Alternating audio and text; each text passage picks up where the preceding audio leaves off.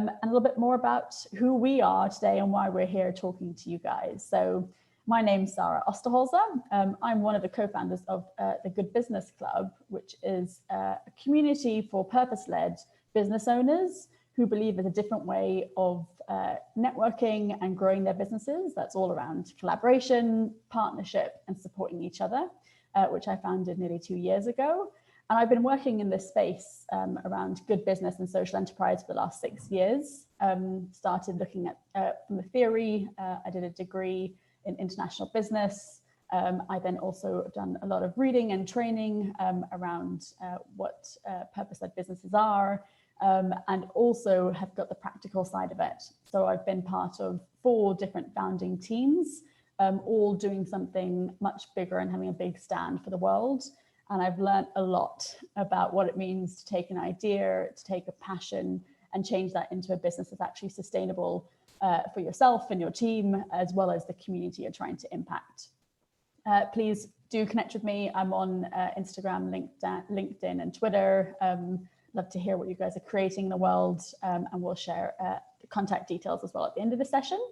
I wanted to introduce also Sophie. If you want to come off mute, Sophie, and introduce yourself as well. Yeah, sure. Hi everyone, I'm Sophie Short. I'm part of the team at Social Enterprise Mark CIC. If you don't know about us, we're an international accreditation authority for social enterprises. So we came about 10 years ago this year, very much actually to address the fact that there is no single legal definition or structure for social enterprises. So we provide a set of standards which are backed up by a set of sector agreed criteria of what the defining characteristics are of a social enterprise. So that provides a set of standards for businesses that say they're a social enterprise to actually prove that that is what they're doing in practice. Yeah, cool. That's perfect. Thank you, Sophie. So Sophie will be engaging in the chat today as we kind of go through the kind of content side of this session, and then we'll also be hosting the panel discussion at the end. We've got a great social enterprise coming today as well to share more about their story and their experience around converting into a CIC model. And we've also got a guest, Adrian, who I mentioned, who will introduce a little bit later on as well. Who'll be part of the Q&A panel, so to answer all the questions you've got. So do pop any questions as you go throughout the session, and to give us a sense of what you guys want to get from the session to make sure you leave with what you want. If you could just take a moment now in the chat just to share, what would you like to walk away from this session with? Are there some key things that, if you didn't get from this session, you'd be, feeling like you've not got what you wanted? And so we can make sure we're answering all the questions you've got as well. We've kind of formatted this in the way that, from our experience, what we've heard of what people normally get faced with when they're setting up a social enterprise, but if there's something else that we've would love to be able to cover everything. So if you would just share in the chat, what would you like to take away from this session? What are the key things that you would like us to cover? And we can get started around that. Great. I'd love to be aware of recent trends taking place in the area around social enterprise. We won't be looking at trends so much at the moment. This is all about debunking the myths around legal structures, but hopefully it will give you a sense of where we are. Maybe Adrian can touch upon this a little bit at the end. An idea of which, got loads coming in now, just scroll up a little bit. An idea of which might be the best legal structure for a small initiative, I have in mind. Great, hoping that you'll definitely get that when you leave. Which structures would be most suitable for our enterprise? Great, someone to get to know more about the structures. Perfect, and how it links to the idea you've got and how to choose one. Amazing, thank you all for sharing, and that sounds very synergetic to what we've got planned for you guys as well. So to give you a bit of an overview of our aims of why are we doing these webinar series. So for myself and for Social Enterprise Mark, we work with people who are starting up and growing social enterprises, and there are some questions we get asked a lot, or there are some barriers we see people kind of coming across and stopping what they're trying to get them where they want to go.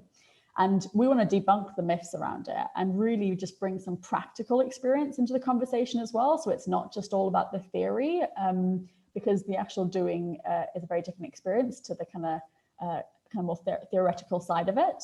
And we want everyone to get more clarity as well as confidence in either defining this model or using it to, like, selecting it as a model for your business idea, or maybe the business you've already got.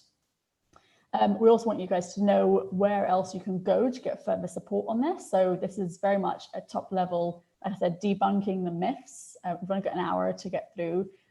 So we're going to get through as much as we can. And also there'll be other places you can go to ask more questions.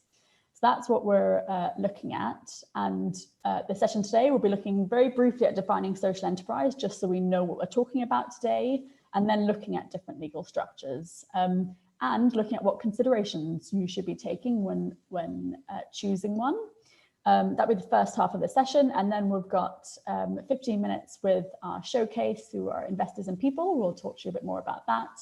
And then we'll go into the Q&A and panel that Sophie will be hosting, so we can answer all the questions you've got. So please do put the questions in the chat. So let's jump straight in. I want to talk first about defining what social enterprise is. So this is a report that some facts from a report Social Enterprise UK shared in 2018 around social enterprises, specifically about the UK, because that's the content I've got, but it's a trend that will be seen across the world. So social enterprises in the UK are about an estimated 100,000 of them, and they're contributing at least 60 billion into the economy, which is 3% of the UK GDP. And they employ 2 million people, which is about 5% of the employment in this country.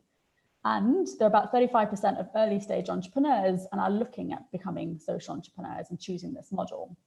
So these are businesses that are definitely on the rise. They're contributing massively to the economy, both socially and financially, and they're still so complicated, and they really don't have to be. There's a lot of reasons around this. And if you were on the last session that we hosted, just debunking the myths around them, you would have seen kind of why that is the case. But to help us in this session today, I wanted just to look at defining a social enterprise so we're on the same page. There is no universal definition for a social enterprise. Again, you can see that in the last session. But what I want to kind of focus on is looking at the definitions that do exist from some of the larger institutions, including Social Enterprise UK and SE Mark, is looking at what's similar so we can get clear of how they are different to other business models. So what's similar around them is that they're mission focused and they exist specifically to tackle a social or environmental issue that's set out in their governing documents. And a surplus that they're making through their activities is then reinvested back into the pursuit of that mission. So as much as they can, they reinvest their profits to grow their business. They're also funded predominantly by trade, so they aim to generate the majority of their operating income through trade. And there's some things there, hopefully, that will make more clarity of how they are different to either a business that's just trying to do some good in the world and a charity, and get more definition of what are social enterprises. And these are the kind of businesses that we're talking about today. I think it's also really clear to set out at the beginning is that a social enterprise is not a legal structure. So that's one of the common myths that people get stuck on, is that they want to be a social enterprise. They think there's a specific legal structure that's going to fit for them. It really is a business model. It's a way of doing business. And the way we can look at that is on the spectrum in comparison to other business models. So on one side, we've got very traditional business models that have existed to serve shareholders. On the opposite side, we've got charities that exist to impact the environment or society and are basically run on donations. And we've got this kind of blurred line in between. So about in the 70s, corporate social responsibility was introduced by more traditional businesses looking to give back to their communities, normally a department or a budget set out to positive impact. We've also got, like I said, businesses that are doing good, that maybe in their whole ethos, they're looking at how they can do things better, either internally in the way they run their businesses or the impact they're having in the wider community. And then we've got social enterprises kind of in the between charity and business for good that, like I said, are specifically created to tackle a social or environmental issue. That's how they're very different to businesses that are doing good. And they're relying on trade to sustain their activities, unlike charities. So that's a better way of looking at it. They're not a legal structure, they are a business model. So let's look then at legal structures. Like, legal structures exist to hold businesses to account, so there's transparency, and they also protect you as an individual from any implications of the business itself. So whenever setting up a business, you will need a legal structure. So with a social enterprise, it's exactly the same. If we go into, like I said, there's the legal structures for social enterprises, is that there is no single legal structure to set up a social enterprise. And there's a little bit of confusion here in the UK, and I'll tell you why as well, but that's the kind of key thing I want to get across, is there's no single legal structure to set up a social enterprise. So if that was what you thought, put that to a side. It's not a legal structure, and there isn't a single one to use. So let's go a bit deeper. If we're looking at a charity, they actually are legal structures specifically for charities. So there's a few here in the kind of incorporated or unincorporated that are very specific, that the Charity Commission will expect a charity to be a charity. So in terms of visibility, transparency, and clarity, it's much more defined for that business model, because they've been around for years and years and years. So charities are much clearer.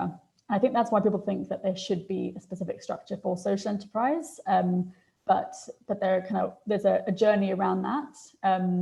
So charities also report to the Charities Commission, and social enterprises, like any other business, report to, in the UK, the HMRC, Companies House. So that's a very differentiating point there. If you're a charity, there's some key ways that you have to operate that the Charity Commission will look at, and they're very specific legal structures that you have to take on.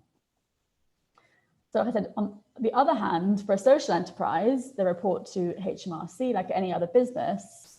In the UK, we are a little bit at the head of the game, and there is a legal structure specifically for social enterprises, which you might have come across, which is called Community Interest Company, or referred to as a KIC or a CIC. But you don't have to be that to be a social enterprise. Okay, so that is an option, and there are benefits to being that, and sometimes it works for you. But on the other hand, you can see here, you can be there's a whole lot of different legal structures that you can also choose to set up your social enterprise. So that's another kind of myth I want to again debunk, is that the CIC model is useful for some, but it's not actually potentially useful for everyone. And you can be any number of legal structures and still be a social enterprise. So what we want to look at today is, well, okay, then how do you choose? What should I be taking into consideration when looking at these different legal structures? So here are the considerations that we wanted to kind of put forward to you guys. So one thing is very much looking at this, one, for where you are now, but also trying to look long term as well. So look to the future and think long term, because what you need now might be different what you need to sustain the business. And these questions hopefully will help you thinking about that journey. So one, what is the purpose of your business? Why do you guys exist? Is it to serve the community, like your members within it? Are you looking to have a wider impact beyond that? Is it just to make money? You need to be really clear on what the purpose of the business is, and that will help you choose a model for yourself. The second thing to really consider is if you want to be protected as an individual from the liability of the business. So we'll look a little bit around incorporating or having unincorporated structures and the impact of that.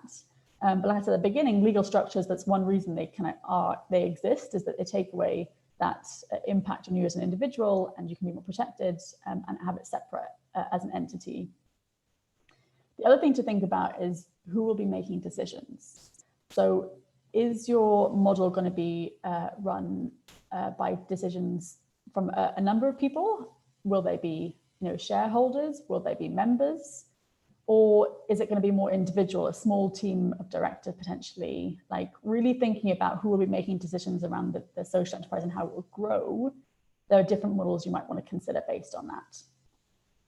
The other thing to consider is how you will secure the majority of your initial funding, and how you anticipate getting the bulk of your income. And those last two around funding will make a massive difference again on what model you might choose. And when I say think about long term, I think this is really important, because a lot of people I've come across who are setting up social enterprises will normally choose to set up a social enterprise because they think they can get funding.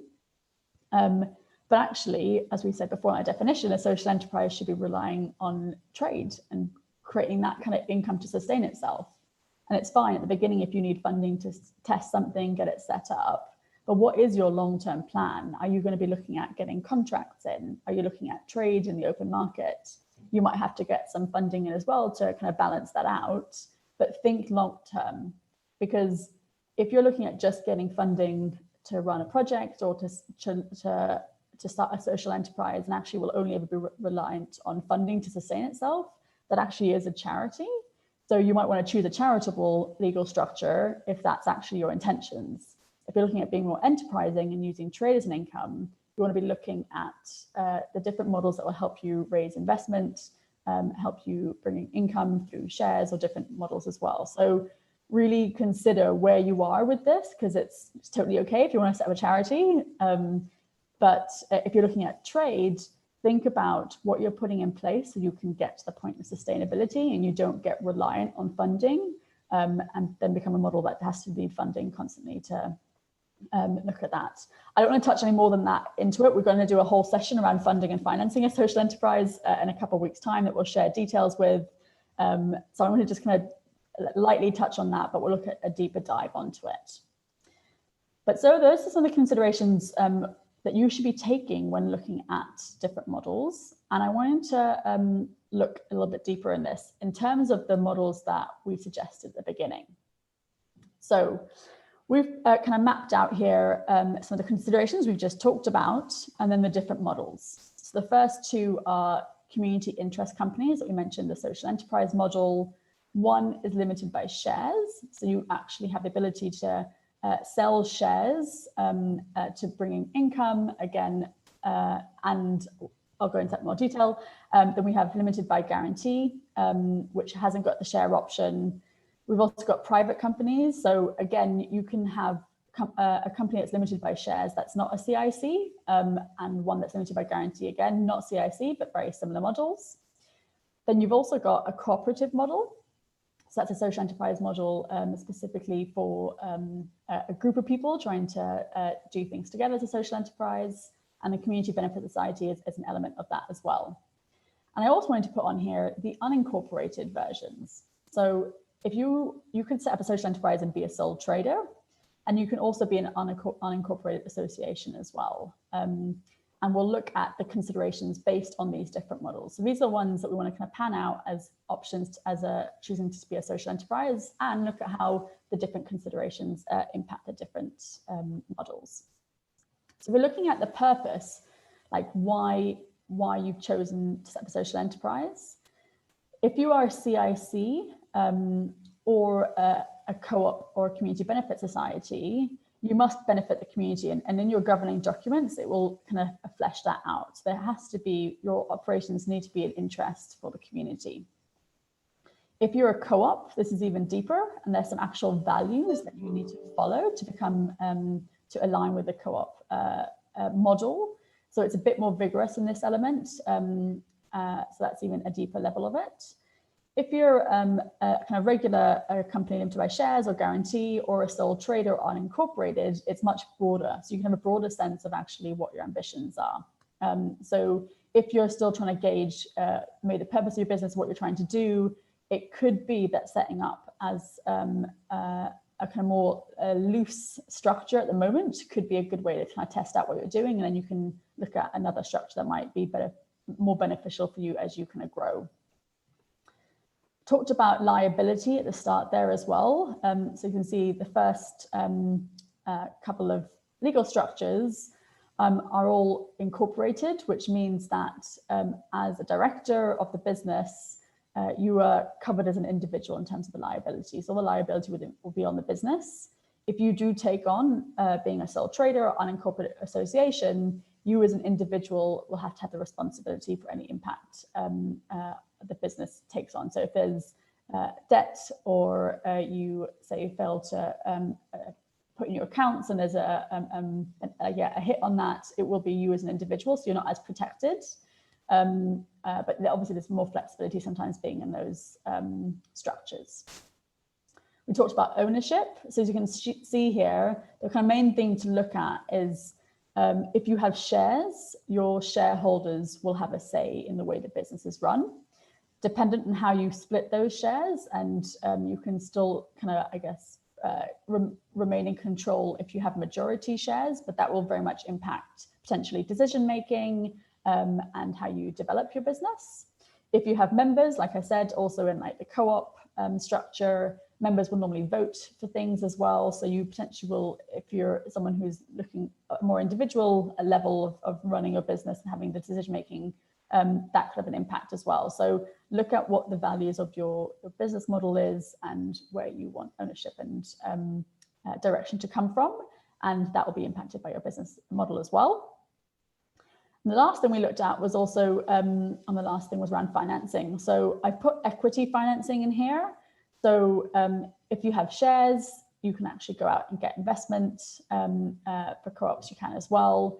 But it's quite unlikely if you've got a company limited by guarantee that you can get investment in. Also, if you're a kind of sole trader, unincorporated, it's less likely that you'll get investment in. The main kind of thing to say here is that, and again, we'll do more about funding and financing in the next session, but it's a risk thing. People don't want to invest if you're going to be giving money out. So if you're looking at getting investment in from shares or other investment bodies, that could have an impact on the model you might choose.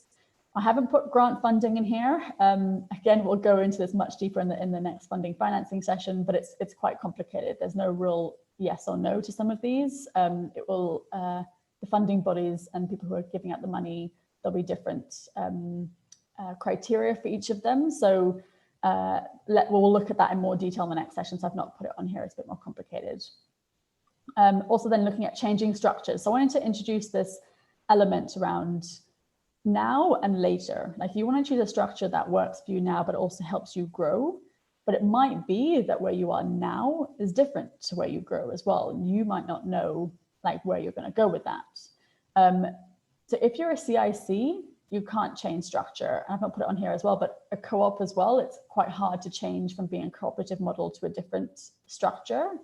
Whereas if you're just a kind of regular private company limited by shares or guarantee, or a sole trader or unincorporated, you can actually shift normally at a cost, but it can be a fairly easy process to get from one to the next. So there is opportunity to change, which is also why we've asked our showcase today to be someone who's actually made that journey, to talk about the journey, talk about why they've chosen going from one to the other, what the impact has been, to showcase a little bit around that.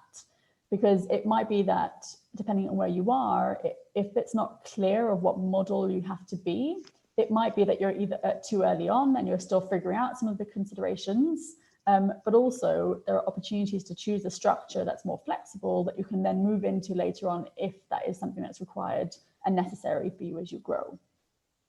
I think one thing just to kind of bring this a little bit to a close, this section, is that there really is no right or wrong here, okay? Like there's different models. You'll know what you know, and you know the answers to your considerations now. It might develop, it might change. The reason these structures are put in place is really just to help you with being transparent with your business and how you grow it and making decisions. And some things might be really clear and one model might stick out for you really clearly, others might not. And that's a journey for you just to explore and choose one. If there's a few, great. That's what I'd say. You have lots of options rather than being kind of narrowed down. But those are considerations we put forward to you guys to consider. And I want to look at first, also lastly, just about incorporating or not. So we talked about being a sole trader or unincorporated association. And I think one thing to think about is if you're going to be taking on significant contractual obligations, or if you're raising external capital, it'll be necessary to take on an incorporated structure. People won't give you big opportunities without knowing there's a structure to hold that investment. And if you're unincorporated, you'll be taxed based on the income on an individual basis, so like self-assessment. So those are kind of slight differentiations there. But it's also worth noting that whether you're incorporated or not, any structure as a business, you'll be required to register with HMRC if you get to the VAT threshold, and also if you're going to take on an employee as well. So it doesn't matter if you're incorporated or not, those will still be required of you. And also there are other legal requirements that will apply to you as a business. So for instance, if you're looking at legislations, different insurances, those kind of things, record keeping, that will still be required whether you're incorporated or not. So it's not like if you're a sole trader or unincorporated, you kind of have less to do. It's just those things were required to you as a business anyway. So looking at the other considerations, what model fits best for you. So the last note I wanted to leave you on, and then move on to more of a discussion around this. So we've got a guest with us today, as I mentioned. Oh, sorry, I forgot about this slide. Just to give you a little overview, actually, talked a lot about theory, so going more into the practical. I wanted to just showcase some of the social enterprises that I always talk about in my kind of webinars. I looked at their legal structures, and there was pretty much an even split around community interest companies and limited companies. From the research that's been done, specifically by the Social Enterprise UK, a limited company by guarantee actually is the most popular model for social enterprises. So just consider that. CIC, I think, is only third on the list. So they exist as a model. They have a purpose and they work for some, but it's not uncommon. And actually, it's more common to have a company that's limited by guarantee as a social enterprise. So just in case, again, you thought everyone was a CIC, they aren't. So if you don't choose that model, like, it's actually quite common. So then swiftly moving more into the practical side, I want to open up to our guest, Paul Devoy from Investors and People, who, like I said, made a change from being a limited company into a CIC model. And we wanted to showcase someone and really look at the considerations for them in that journey. Why did they choose to do it? What led them to choose to change their model? What's the impact it's had? And also what they wish they'd known beforehand. So really just trying to get a sense of what would be useful for everyone else to know about this journey. And then I'll hand over to Sophie, who will be hosting a panel talking to both Paul and Adrian as well, who she'll introduce, and answer all your questions. So if you haven't already popped in the chat any questions you've got, do take the time as you're listening to these journeys to pop them in there, and we'll make sure we cover as much as we can in the next half hour. So Paul, are you there? And do you want to come off mute? And it'd be great to hear from you. Hi everyone, thanks for inviting me on. Of course, thank you, Paul. So yeah, over to you. We've got about 10-15 minutes. We'd love to hear your journey, like I said, about why you decided to choose it, the journey, and what lessons you've learned. Yeah, so just one thing to clarify before I kick off. We weren't a limited company, we were a government agency before we became a KIC. So just a very brief bit of background first. Investors and People was set up in 1991 by the then government. And the reason for it being set up was that the UK's performance in terms of its investment in people and the impact that that has on productivity and prosperity, the UK was lagging behind our competitor nations. So they wanted to create a standard for what good leadership and people management looked like. To cut a long story short, so from 1991 to the mid-2000s, the government invested huge amounts of money in trying to get as many organisations to adopt this practice as possible. And they were pretty successful at it. They got to nearly 40,000 organisations, covering a large percentage of the employees in the country, particularly in the public sector. Then the financial crash hit in 2008-9. And we had the austerity measures coming in 2010. I came in 2011, And the first job that I was given was that we had to try and make it a sustainable business first, because it relied really, really heavily on public funding. So we had to wean the organisation off public funding to make it a sustainable business. And the way that we did that is that we turned it into a franchise model. So we actually, because we were in government wants to transfer risk. So we recruited organisations who ran the service on the ground, and they charged for the accreditation. So whereas in the past people used to get grants to become an investor in people organisation, we actually charged them for the accreditation.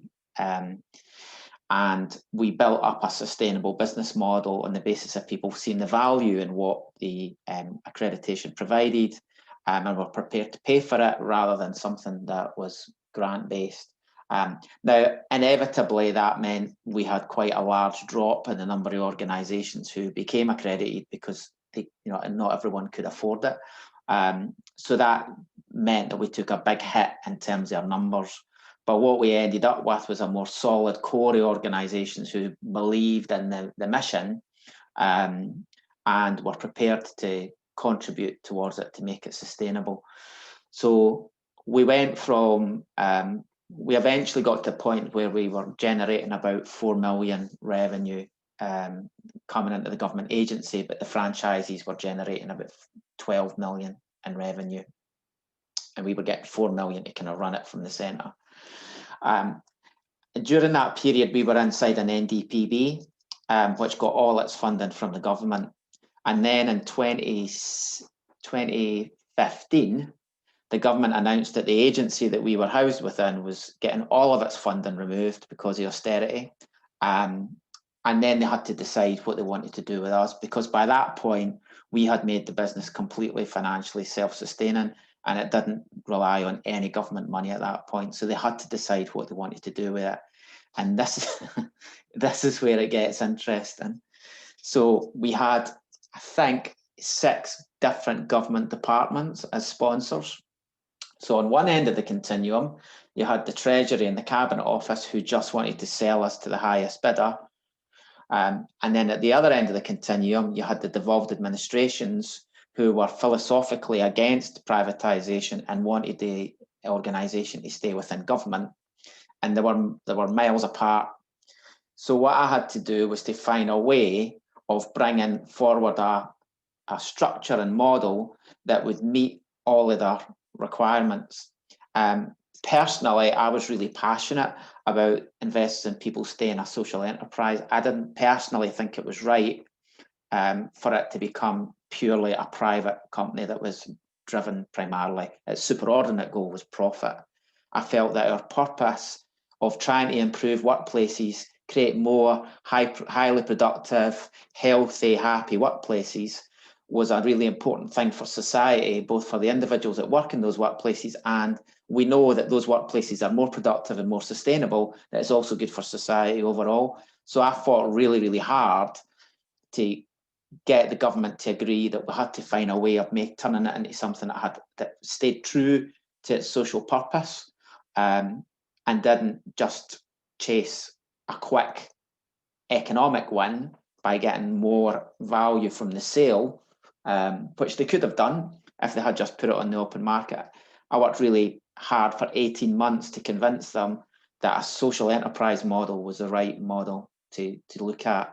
And I thought your slides were excellent, Sarah, because we looked at all of those, you almost kind of described the journey for us in terms of one end being a for-profit and at the other end being a charity, and then where we ended up.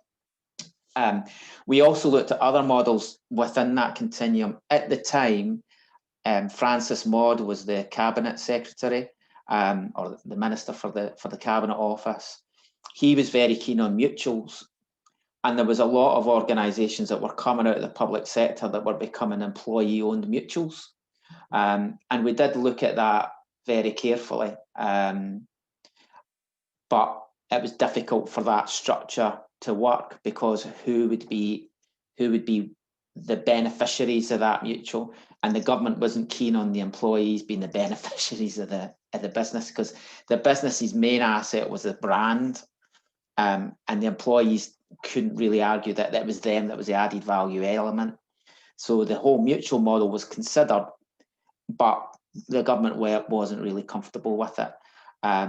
There was a lot of pressure from external forces who wanted to buy it because they could see that it had value in the market. And we had to work really hard with all the ministers across all the 4 nations to get them to see that actually you get a few extra million, but what is it you're trying to achieve here? Does not really achieve your end goal. So we looked at charities at the other end of the continuum, but it's very constrained in terms of what it can do commercially. And we knew that we had to operate really commercially to survive and thrive. So that's when we landed upon the CIC model, because the CIC model helped us protect the asset that we've got, which is the brand and the collateral, because the assets are locked, but it enables us to be fully commercial in terms of trying to develop the best value add and experience for our customers that they would want to then sign up to be part of our community. But in being a kick and everything that goes along with that, with the asset locks, the restrictions and dividends, that we could really demonstrate to our community that our primary purpose was not about making money, that the only reason that we were seeking to be commercial was A, to be sustainable and be around for the long term, and B, to actually reinvest any surpluses we made to further our purpose to make work better. So everything that we felt that we wanted to be about as an organisation, the kick structure facilitated that, whereas the other structures came with compromises that we didn't feel that as a board that we could live comfortably with. But with the compromises that came with the kick, they felt that they were aligned with where we were trying to get to as an organisation. So after a very torturous process, I mean, if anybody ever asks you to buy a business from the government, my recommendation is to run as fast as you can, because it was really, really hard. Because they were so far apart on what they wanted, and there was so many layers that had to make decisions within each government department, trying to nudge them all along from where they were. It was like a game of snakes and ladders. You thought you were getting there, and then something would change. A minister would change, and you would go back to the bottom again. You had to convince a new minister and a skills minister and a devolved administration skills minister. They change every 12, 18 months. So just cycle of constantly changing decision makers, which made it incredibly, incredibly challenging. But eventually we managed to make the case that we could do it. And the way that we did it was to satisfy the government, the Treasury and the Cabinet Office. We agreed to buy the business off them, and we agreed that we would pay it back to them over 5 years. We only bought 51% of the shares to minimise the overall purchase price, and then the government kept 49% of the shares. But they're silent partners. They didn't ask for anyone on our board or any influence, because they were worried that if they did that, the Office of National Statistics would actually reclassify us as a public office department, because the government had too much influence.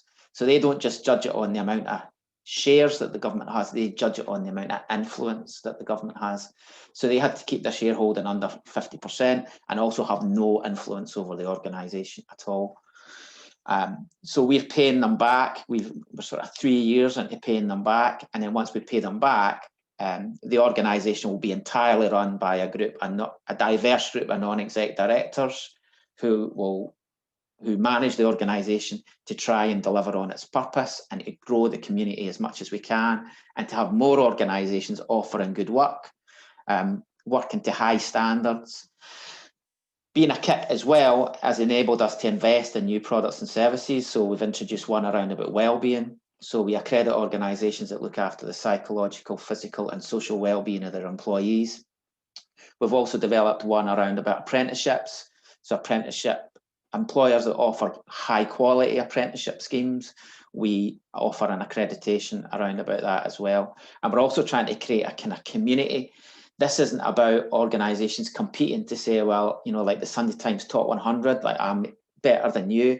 This is about every boat rising in the rising tide. So we want to create a community where everybody learns from each other, and then they can then improve their performance, and then the whole of the community rises together, and that we have more workplaces where people are excited and energized about coming into work in the morning because they're well managed, they've got a good culture, people get invested in, they design their jobs well, which means they're better skilled, higher paid jobs. They spend that money in their community, which enables it. So you get a positive cumulative effect.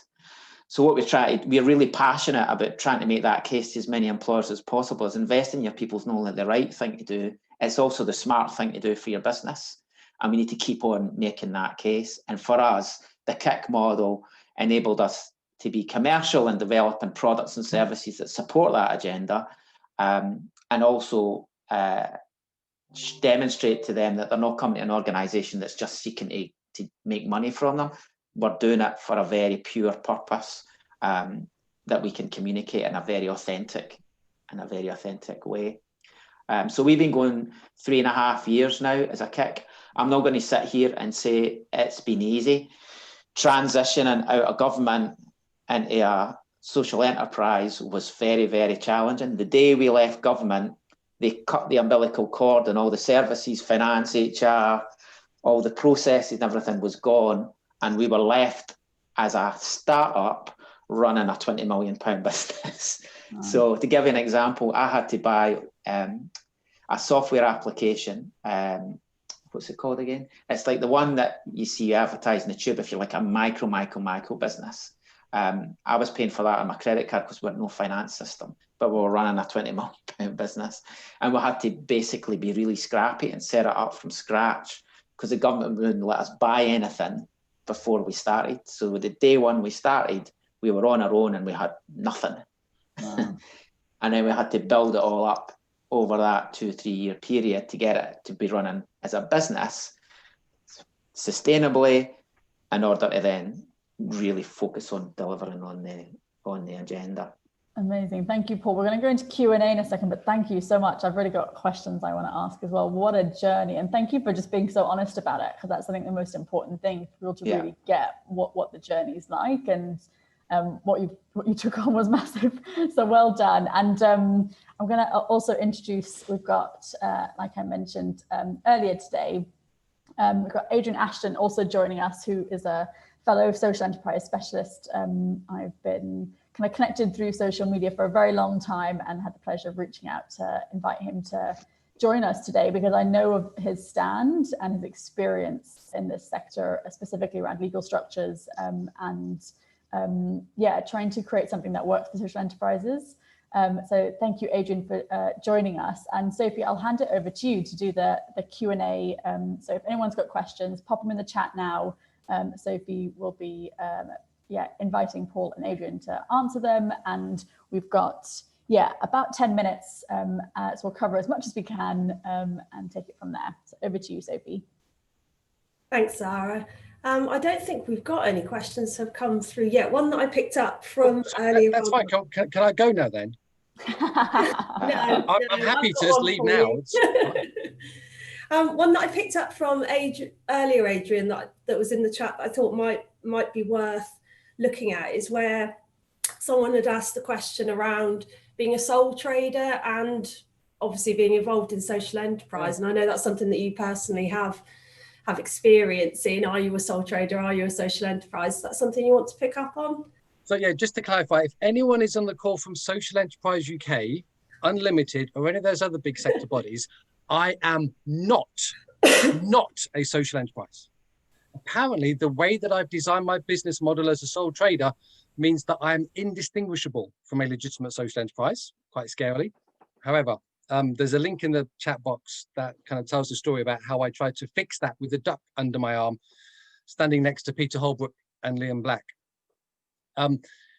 However, the nub of this is many people many social entrepreneurs will set out on their journey as a sole trader, being self-employed. To test it, to be flexible, I would always say, do not pick a legal form until you absolutely have to. Okay? Once you've incorporated it, you register, you start running costs and admin and hassle all the way. Avoid hassle if you can in life. Okay, it's a pretty good mantra. So keep it flexible to start with.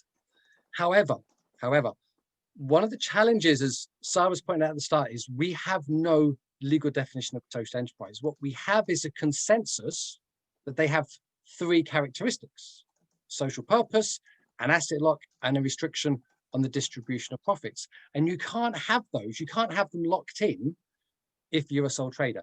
Any legal form you can. You can do it with a company. You can do it with a KIC, with a charity, as a society, but you can't have it as a sole trader. And that's why there's this distinction between when you're starting out, sole trader, self-employed, absolutely. But once it starts getting serious, once it really starts taking off, that's when it goes through and pulls it up. Great, that's really useful. Thank you, Adrian. Got a few questions coming through now. I'll pick these at random. We've got someone asking, Steve's asking if we can explain what the asset lock is. Don't know which one of you would like to pick that one. I'm going to pick on Paul here slightly, because Paul, part of your story is you talked about the assets. Okay, the asset is the brand, the technical know-how, the stuff that your organization has, investors in people that has value. That's what it trades on. Yeah. That asset should be protected. In a social enterprise, that asset, the intellectual property, the helicopters, the money in the bank, they are protected for the social purpose. They are locked into your venture, into your legal form. Whatever legal form you've got says you can put a lock on it. Yeah. Okay. Whatever anyone tells you, you can put an asset lock in absolutely any registered legal form, not just KICs or charities. Put them in any legal form, and that protects it. It's part of that core identifying feature. Great, thank you.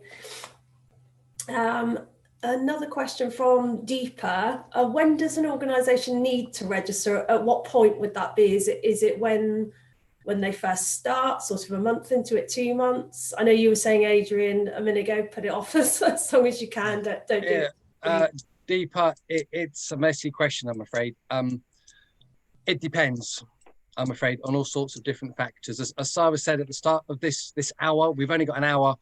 We can only really skim over the surface of a lot of these things. Paul was sharing his story. You know, those bits of it, I'm sitting there going, but what happened then? When you were sat on the tube, what else was going on?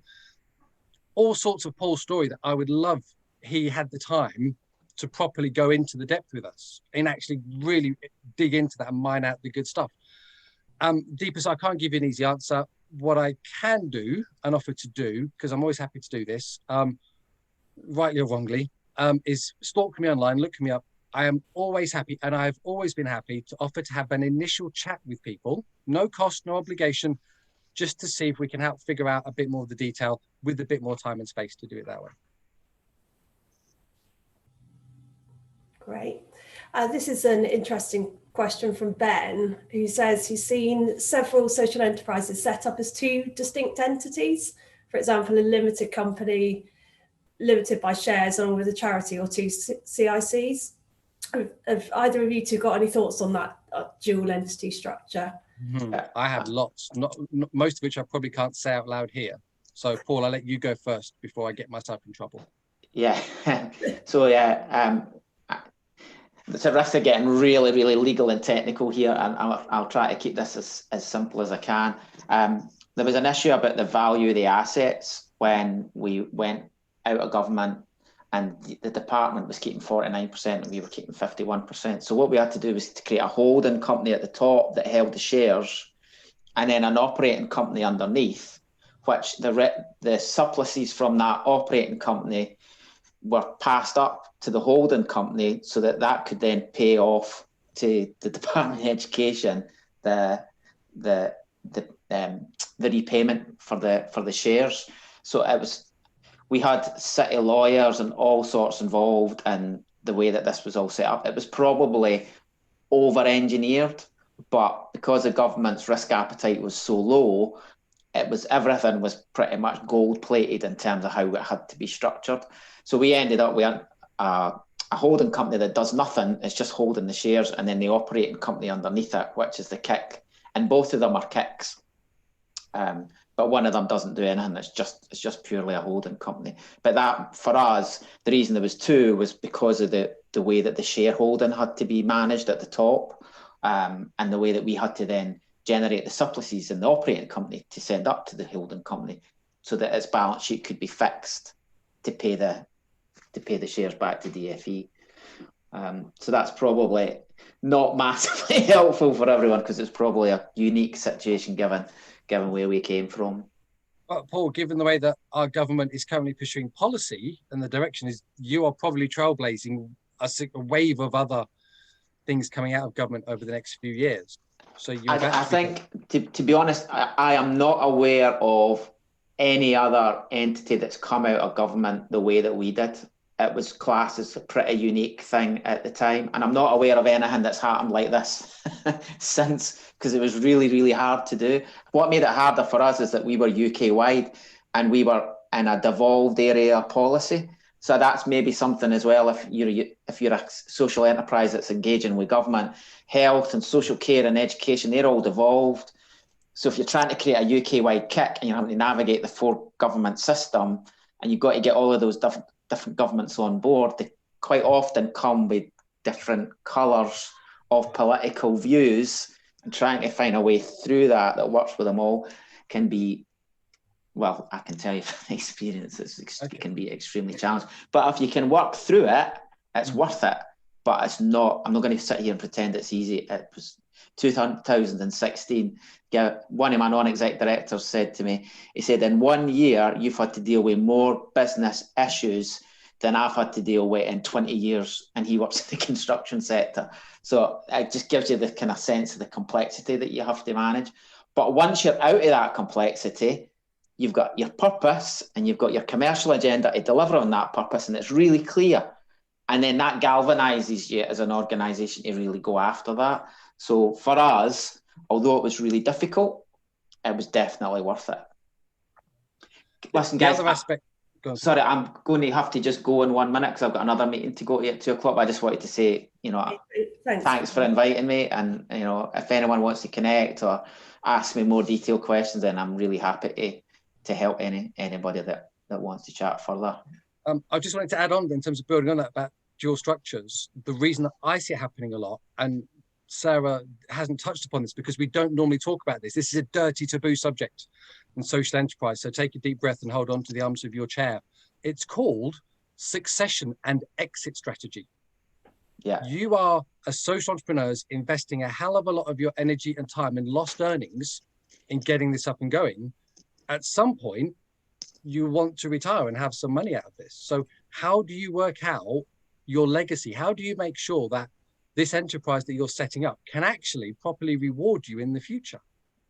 But that comes down as well to what your, so just one last thing before I go, as to what your motivation is, because personally, for me, I probably would have been significantly better off if I had just said, yeah, let's sell this to the highest bidder and tried to negotiate myself a share,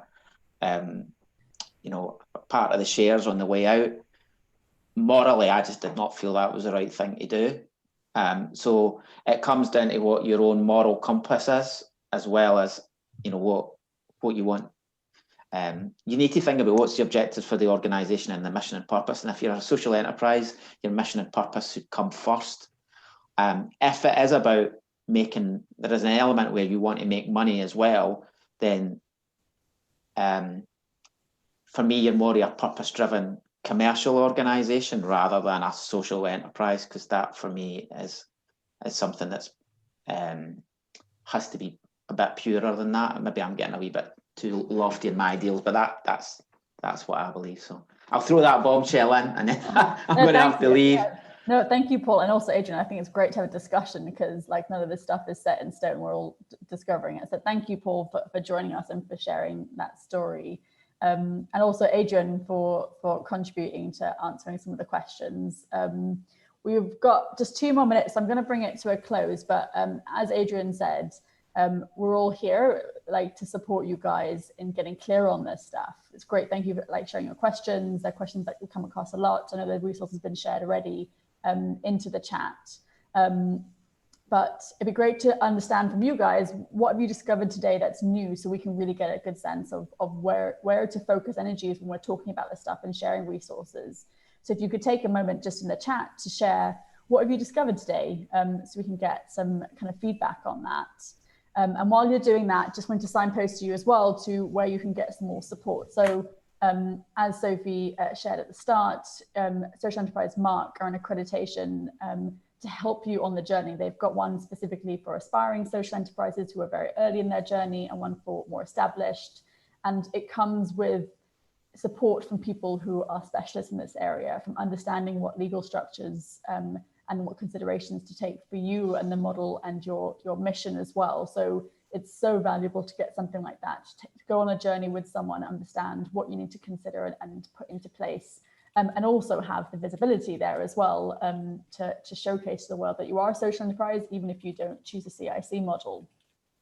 There's also a really awesome online course for helping people start up social enterprises, which I'm very honored to be part of the team for, called Good Hustle, which is the only social enterprise startup course I know of that's completely virtual, that takes you through all the different elements, different modules to think about as you're setting up. So you've thought through different parts of the business model, how you're going to create that income and that trade, and how you will serve the community you want to serve as well. So it takes you in 10 weeks from idea to a launch ready business. So if that's where you are and you need some support with that, I highly recommend it.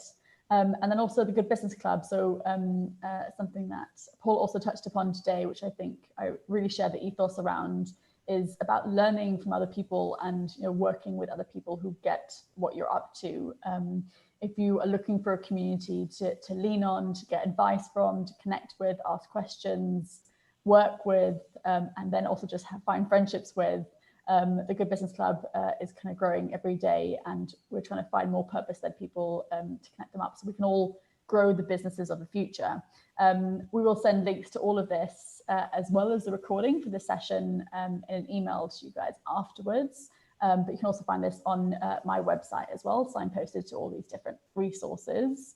So thank you. That's all I want to say. One to Paul and Adrian again for joining us today to really look at legal structures and answer some of those questions. Really hope that it debunked some of the myths maybe you had around it. It's given you some more clarity and confidence in what social enterprise is, and what legal structures you can choose either to set up your own one or convert into one. And we'd love to hear any other feedback you've got either in the chat or send it to us after the session as well. And like I said, we'll be putting this recording on YouTube, sharing as far and wide as we can, because our mission is to help more social enterprises exist in this world and to have people just feel more confident and clear on the model that they're choosing as well. So thank you for joining us today. We'll send you a follow-up later on today, and look forward hopefully to seeing you at one of our next sessions. We're looking at, I've already mentioned the finance and funding one, and also looking at impact models. So we've looked at legal structures and we're looking at finance models, but also what are impact models for social enterprises and how can you create one that that works for what you're up to as well. So thank you, have a great rest of your day, and look forward to seeing you guys soon.